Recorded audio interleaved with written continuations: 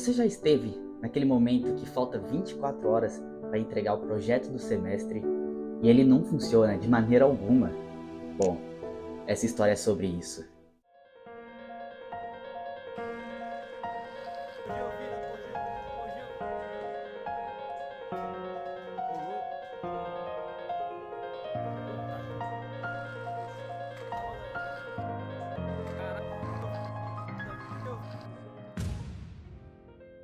Eu me chamo Rodrigo e eu sou estudante de engenharia da computação.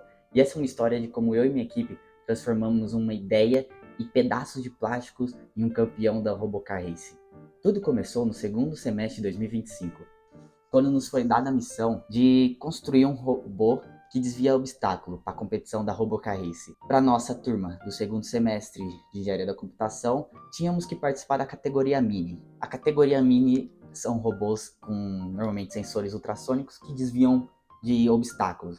A maioria da galera, na real, foi no básico. Quando a gente começou no básico, que é basicamente o robô com um chassi de MDF, a estrutura mais padrão possível para esse tipo de robô.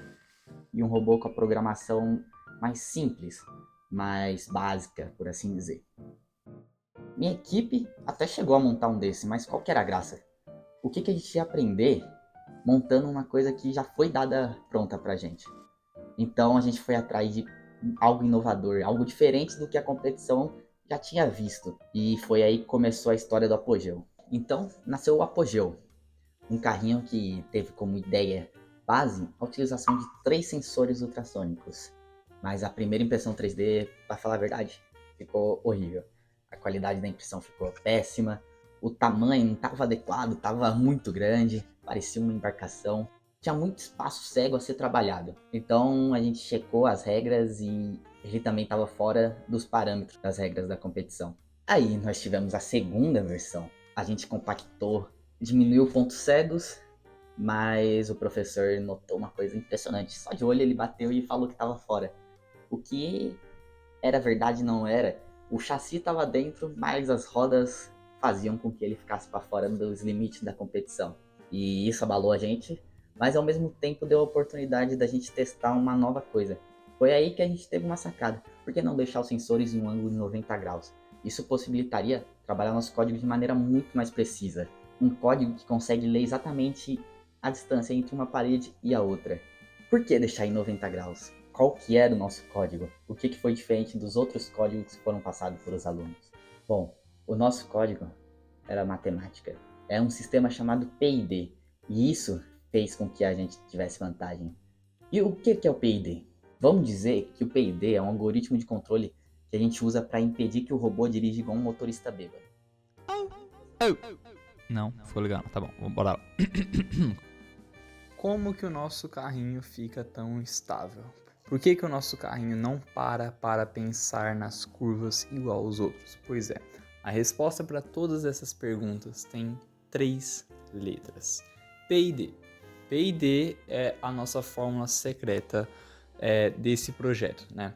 A gente começou tendo essa ideia lá no início, então de cara, como a gente queria curvas suaves, né, sem ele precisar ter que parar para tomar a decisão, que nem os outros carrinhos, a gente optou por usar 2 rodas, né, 2 motores, porque aí essas 2 rodas conseguem fazer o carrinho já girar em torno do próprio eixo. Se a gente fizesse com 4 rodas, 4 motores, né, que nem os outros carrinhos, a gente precisaria, por exemplo, ter que parar nas curvas porque o carrinho não conseguiria virar, a não ser que a gente implementasse um eixo de direção igual nos carros convencionais, né?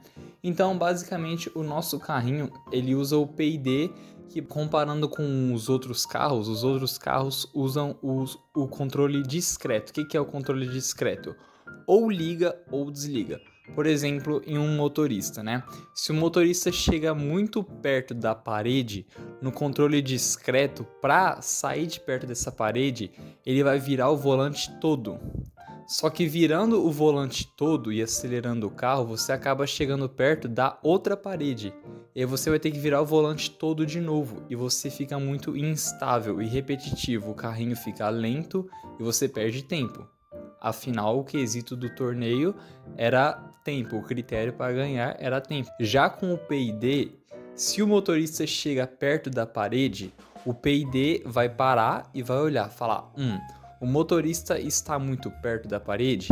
Não, não está muito perto. Então, a correção não precisa ser tão brusca. O volante pode ser só virado um pouquinho, não precisa ser completo. E assim o P&D vai trabalhando, ele vai agir proporcionalmente ao erro, né? Se o erro for muito grande, o que vai agir, por exemplo, é o nosso parâmetro da derivada, que a derivada é a taxa de inclinação do erro, ou seja, o tanto que aquele erro variou. E aí a derivada vai implementar uma correção mais rigorosa, tão rigorosa que chega a ser quase um controle discreto. O carrinho literalmente faz uma curva a 90 graus. E juntando esses três, faz com que o seu robô basicamente siga um trilho. Imaginário, mas um trilho. Na teoria, tudo é lindo, mas na prática, o ajuste do P&D foi a pior coisa do mundo. A gente já estava em Santo André, dia 29 de novembro, e o carrinho não funcionava.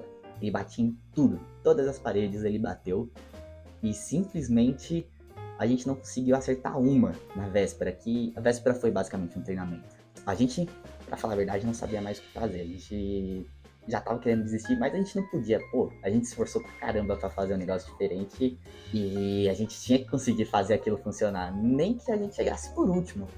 Mas, acabando o dia 29, 2 integrantes, JV e Esteban, eles basicamente ficaram o resto da tarde inteira na faculdade, montaram uma própria pista e ficaram testando aquele carrinho, testando todas as variáveis possíveis até ele funcionar. Dia 30 de novembro, chegou a hora. Grupo após grupo era chamado. Nosso grupo, ironicamente, estava no final da lista só para dar aquele pinguinho de tensão. E foi chegando, até que 3, 2, 1...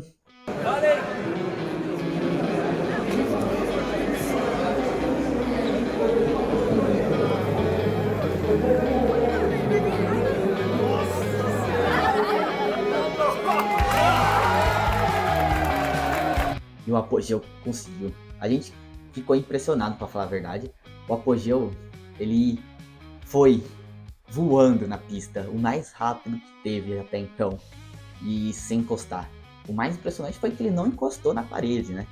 Todos encostavam, e a gente pensou que ele ia encostar, tal, ia ser rápido, mas pensou que ia encostar. Mas não encostou nenhuma vez na parede.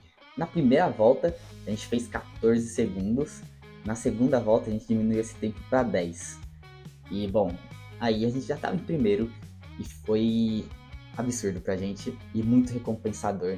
Pelo menos pra gente que sofreu tanto para ajustar esse código. Esse projeto mostrou uma certa resiliência do grupo. Isso foi muito estressante, diversas vezes tivemos vontade de jogar o Apogeu no trilho do trem, em qualquer lugar, porque realmente ele não funcionou. Ele funcionava quando queria, né? Mas esse projeto realmente mostrou que a determinação consegue passar por tudo, e foi incrível. Dando um depoimento sobre o projeto aí do Tech Titãs, foi uma experiência muito boa, a gente podia aprender várias coisas novas e tal. Claro, foi bem difícil e tal, aí a gente teve ajuda aí de todo mundo, foi uma experiência nova, né, uma experiência nova para mim, e eu sinto que, foi muito boa pro grupo todo, e que eu sinto que a gente podia aprender cada vez mais aí com o projeto, foi muito bom.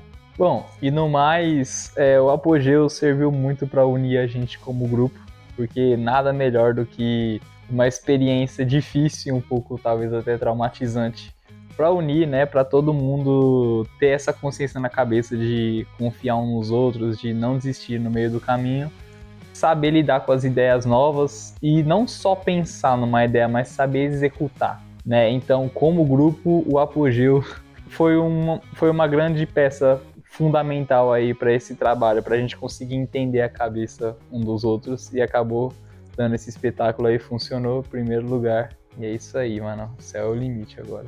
E essa foi a história do nosso projeto do segundo semestre da Faculdade de Engenharia da Computação. É isso.